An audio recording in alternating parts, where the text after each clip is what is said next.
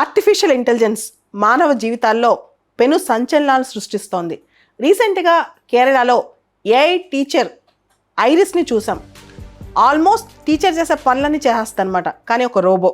ఇప్పుడు ప్రపంచంలోనే మొట్టమొదటిసారిగా ఆర్టిఫిషియల్ ఇంటెలిజెన్స్ సాఫ్ట్వేర్ ఇంజనీర్, దాని పేరు డెవిన్.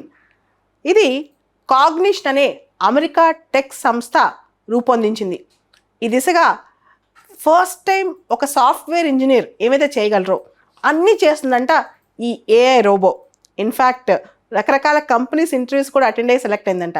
ఏ కోడ్నైనా ఈజీగా రాసేస్తుంది, ఏ వెబ్సైట్నైనా ఈజీగా తయారు చేస్తుంది, తను చేసిన తప్పుల్ని పొరపాట్లని సరిదిద్దుకుంటుంది. యూజర్ ఇంటర్ఫేస్లో కూడా యూజర్స్కి ఏం కావాలో తెలుసుకుని సరైన సమాధానాలు ఇవ్వడంతో పాటు సరైన ప్రయోజనాలు కూడా వాళ్ళకి చేకూరుస్తుంది. ఇంత విచిత్రం, సాఫ్ట్వేర్ ఇంజనీర్ రంగంలో కూడా ఆర్టిఫిషియల్ ఇంటెలిజెన్స్ వచ్చేసింది. రావడమే కాదు, ఒక ఆర్టిఫిషియల్ ఇంటెలిజెన్స్ సాఫ్ట్వేరే తయారైపోయింది. దాని పేరు డెవిన్ అనమాట. అయితే ఇప్పటికే ఆర్టిఫిషియల్ ఇంటెలిజెన్స్ ప్రజల జీవితాలకు చొరబాటు చేసుకుంటోంది. ఉద్యోగాలు పోతున్నాయని చెప్పి చాలామంది వాపోతున్నారు. ఏఐ టీచర్లు, ఏఐ సాఫ్ట్వేర్లు వచ్చేస్తే రేపొద్దున ఏఐ డాక్టర్సు, తర్వాత ఏఐ ఆర్కిటెక్ట్స్ అందరూ వచ్చేస్తారు. కొన్ని సంవత్సరాల్లోనే, అతి కొద్ది సంవత్సరాల్లోనే ప్రతి రంగంలో ఆర్టిఫిషియల్ ఇంటెలిజెన్స్ అడుగు పెట్టేస్తుంది.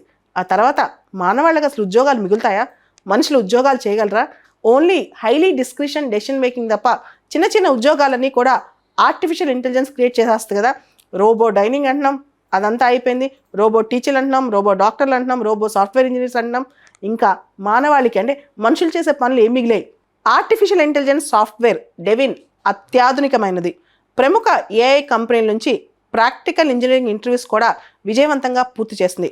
ఒక ప్రాంప్ట్ ఇస్తే చాలు అలవోకగా కోడ్ రాసేస్తోంది, వెబ్సైట్లను క్రియేట్ చేస్తోంది, సాఫ్ట్వేర్లను సృష్టిస్తోంది, కష్టమైన ఇంజనీరింగ్ ప్రాజెక్ట్స్ సంబంధించి ప్లాన్స్ అమలు చేయగలుగుతోంది.